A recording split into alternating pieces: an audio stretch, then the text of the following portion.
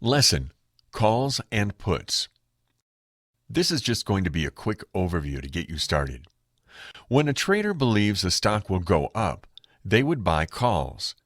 If they believe it will go down, they would buy puts. A friend of mine says, call it up, put it down. You might be thinking, okay, great, so I can do exactly what I can do with stock trading. I can buy long or I can sell short. But let me show you how trading options can greatly improve your ability to control your trade over stock trading. Leverage. For each one options contract you buy, you are controlling 100 shares of the underlying stock.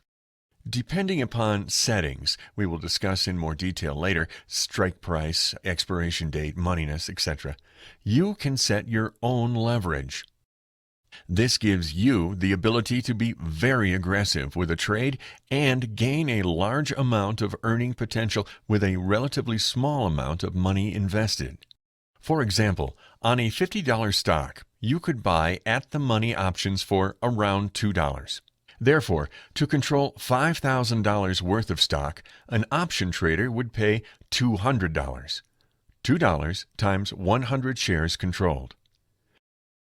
You can see from the example just how leveraged your money becomes with options.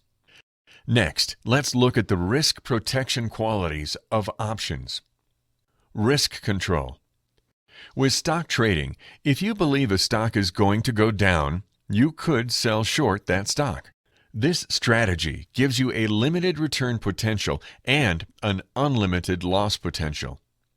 Therefore, if you sell short, you could lose more than 100% of the value of your shorted shares. Options trading flips that risk-reward back into your favor.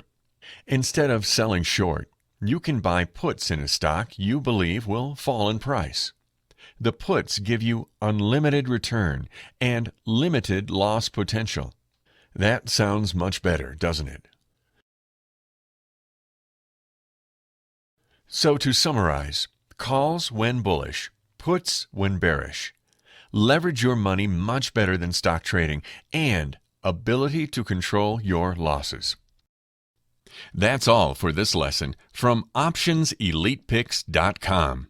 Here's wishing you the best with your options education.